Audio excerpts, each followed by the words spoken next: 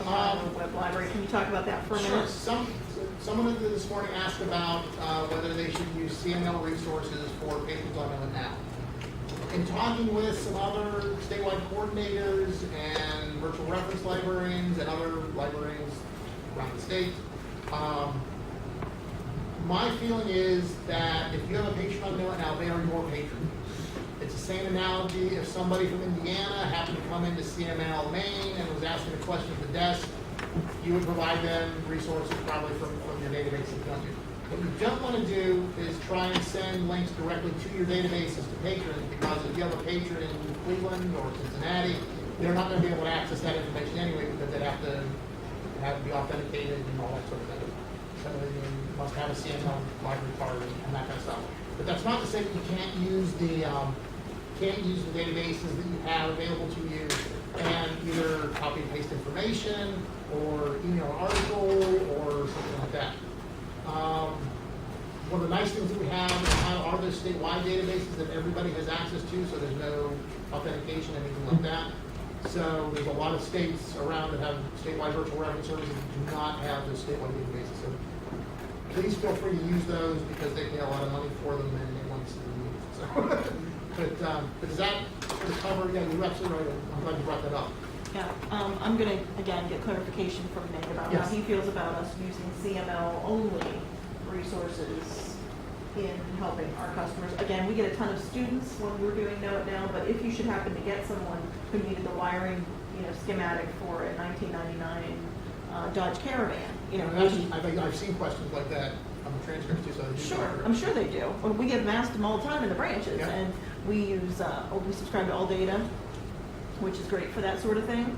But I need to get clarification from Nate on how he feels about us copying and pasting that kind of information to a customer that we don't know is a CML customer. So I will do that and get back to every single one of you with the email that we have set up. So. And keep me updated too. I'd be very interested Yes, to hear. I will do that. I'll have a note for that. But it's probably best to start with the web library, state library resources if you can. Because we know that's available to everybody. Exactly. There's no gray area. Exactly. So if they use alldata.com, that won't have? No, you have to have a subscription to AllData to get access to the resources there. So that's why it's an in-library use only database. But if we send it to them, they would have to, they'd be able to see it? I know. If you copy and paste it. From AllData. Although if it's a graphic like that, that's not going to work. You could download it to your computer and send it to them as a file as an attachment. Yeah. It is possible, I think, to do it that way. But again, the argument that would be the same. This is a customer asking, if somebody walked in from Idaho into one of our branches and said, I need this schematic, we give it to them. That's the same exact analogy somebody used this morning. Yep. So I don't Not see to why it mention makes the a fact that difference. these people on Know It Now are Ohio residents. If Yeah, they exactly. walked into our branch, they could show us an Ohio ID Yeah. card So and get I fined. don't see an argument against So it. technically So they are. technically, they are CML customers, but we don't have that stat of having them being a card holder. Let's come back to the statistics. But we don't have that stat anyway because Right. it's in branch. Yes, Or it's in, your in-house. example. So it doesn't make any difference. Can we edit that from the? Not anything that where I said that something was right. So that's why it is a bit of a gray area. So Okay. I want to hear from Nate and hear what our admin wants us to do in those situations. In general, I think it's probably best to start from the Ohio Web Library. I've got that bookmarked so that when I do Know It Now, I can open that up right away and have access to it. There are a lot of good resources there, but I have had people ask me, well, what about opposing viewpoints is another one. Actually, probably more likely that we use opposing viewpoints is fantastic, but it's not one of the web libraries. Procon is another good website, a publicly available website. Does anybody know Procon? I think it's procon.org or something like that. That gives you that opposing viewpoint sort of. Procon. If you Google Procon, it'll probably come up. I'm on it. Okay, so let's look at some handling difficult patrons. Contrary to popular belief, the pranks, at least that are coded by librarians, hover around 3% no matter what year you look at. So it's not all of the sessions that are on Know It Now. Unfortunately, those are the ones that stick in everybody's brain. My very first one, I got sworn at and the person walked off without anything, and that was back in 2004. So I am well aware of that. Once again, like I said, don't put up with anything on the virtual desk that you would put up with on the in-person desk, but use your own sort of levels of tolerance and how you deal with that kind of thing. So that's one of those things that I don't like to make blanket policies on. You have to be what isn't a prank and what is a prank. If you do get, it doesn't happen that often, but one of the things I always bring up in trainings is that those things where people log on and say, I'm going to kill myself, or I'm going to commit suicide, or my boyfriend's beating me up, or I'm going to run away, and all this kind of stuff.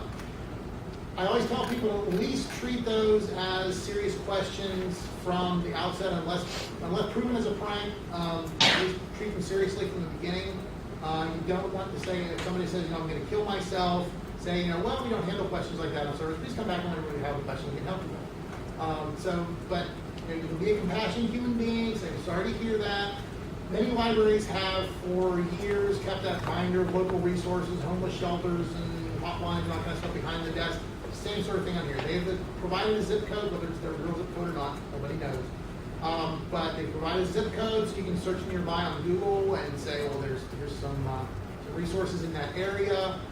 If you go to the provider site, we do have crisis call guidelines, a crisis call link at the very top that give you a bunch of hotlines and URLs and all that sort of stuff. So you're more than welcome to use that as well. I always bring it up simply because I'd like people to be aware of it before it happens, so you don't get something like that on the service and go, oh my God, how do I handle this? So it's one of those things where it's better to just prepare yourself. Look at those guidelines. There's some sort of strategic, tactical sort of things at the beginning, and then there's all the hotlines and URLs and 1-800 numbers and stuff like that on those guidelines. Just be aware that that's there. It doesn't happen all that often. I think for myself, personally, working with one, it's happened maybe like 3 or 4 times since 2004, since I started doing the frontline stuff.